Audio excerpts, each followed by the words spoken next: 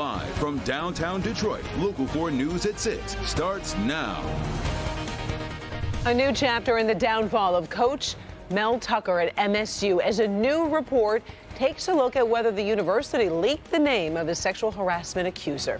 Thanks, everybody, for joining us. I'm Karen Drew, in for Kimberly.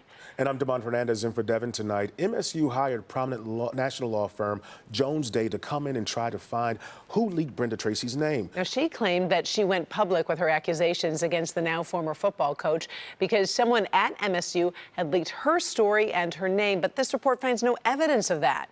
Mara McDonald is downtown tonight. Mara, the report did find that Tracy herself had spoken with ESPN 2 months before the story went public. In addition, the investigation found that the Board of Trustees had no idea what her name was until it was published by USA Today. The downfall of Mel Tucker at MSU has yet to have its final chapter written. Will the fired coach be able to recoup any of the $79 million remaining on his contract? But what an outside investigation into the university found is that nobody on the Board of Trustees knew Brenda Tracy's name prior to Tracy going public. And it goes further than that. Quote, in sum, investigators, utilizing a preponderance of the evidence standard, have been unable to identify any trustee, administrator, or employee of MSU who made an unauthorized disclosure of confidential information that led to the media's awareness of the OIE investigation of the complainant's identity. Brenda Tracy is an advocate for sexual assault survivors. She had been brought in by Tucker to address the team, but she says their professional relationship devolved into Tucker sexually harassing her, something that an outside investigator the university hired to check her claims found to be true. Tracy's attorney had claimed she only went public with her accusations after her name was leaked by the university. The report released today found no evidence of that. Shortly after those accusations were made public, Tucker was fired by the university citing moral turpitude. We're in Midtown. I'm Mara McDonald, Local 4. Updating breaking news right now. We've now learned 2 Inkster police officers are hospitalized in stable condition following a crash with another driver. Now, that head-on collision happened at Norfolk and Beach Daily in Inkster. Drivers are asked to avoid that area. We're told the police cruiser was speeding when it collided with a Toyota Corolla trying to make a left turn. The driver of the Toyota is also in stable condition. All right, lots of folks are traveling right now, getting to family and friends. And if you're out and about downtown, this is what you're going to see. Yeah, it looks pretty foggy out there, and we got that mix of rain. Is this going to continue being an issue? And tonight, Ron Hilliard is in with more. Now, we'll see those rain showers winding down over the next few hours, but we'll still have a little bit of fog and also some mist in the area, and any of the wet pavement that is still out there overnight with temperatures dropping to near freezing could be a concern for some of the elevated surfaces such as overpasses. Right now we have the rain showers showing up near and along I-69, and this is drifting toward the south. The Zach Track 4D radar will show that these showers are going to be moving into the core of Metro Detroit over the next couple of hours, and we still have the cloud cover with us. Some clearing happening in northern Michigan. We won't see all of that because that frontal boundary is going to slow down and stall over our area before we get all of that clearing tonight here in Metro Detroit. Here's what it looks like again from a different vantage point in downtown Detroit with temperatures right now in the lower 40s in many locations. 43 for Detroit, 40 for Howell and Pontiac. Coming up, we will talk more about what to expect for your holiday weekend.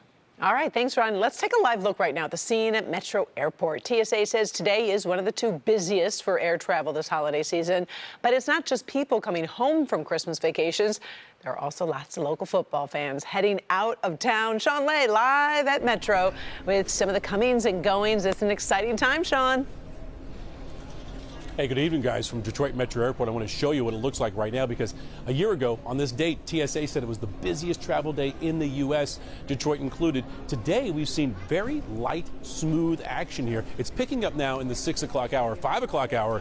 You can just walk through here, no problem. But what you have here is people coming home from the holidays or going somewhere, a vacation on the holidays, and then we ran into plenty of Michigan fans jetting out west for the Rose Bowl. But before that, also the Rose Bowl. Hey, the Lions, they are in Dallas, and plenty of fans from Detroit are going to the D down there to check out the game and root on the Lions. Take a look.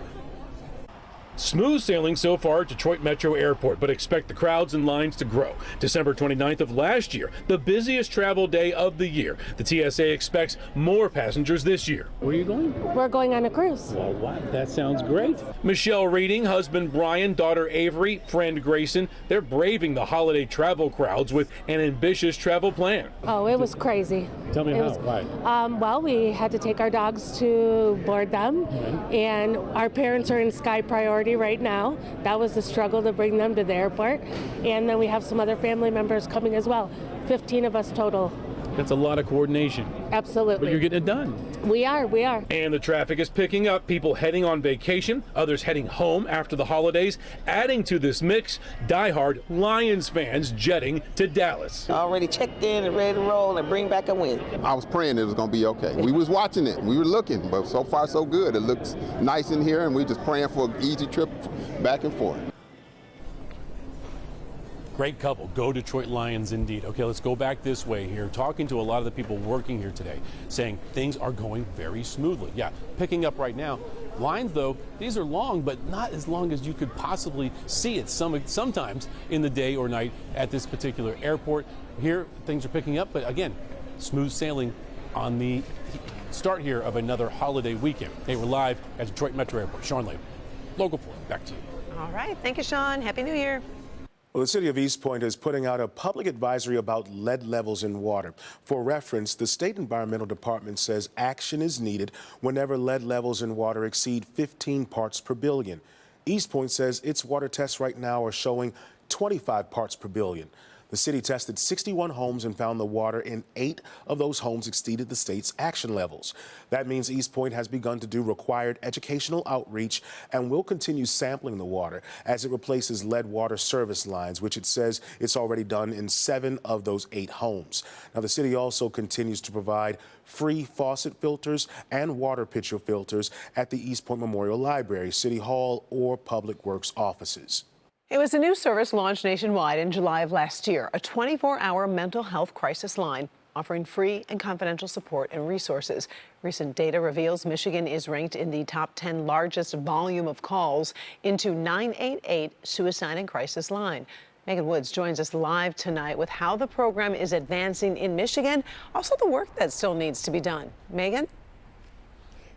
Hey, Karen. So when you dial 988, the line routes you to a call center in the same state as your area code. And from there, the line also tracks the amount of calls coming in by state every month. They're also looking at how quick they answer those calls. And Michigan, compared to a lot of those other top states, are answering pretty quickly. We answer the calls in about 17 seconds. We pride ourselves on moving people from crisis to hope here at Common Ground. Common Ground answers 988 calls from 81 counties in Michigan. That's anything from suicide crisis to lack of resources for everyday life. We're averaging, like I said, about 7,000 calls a month.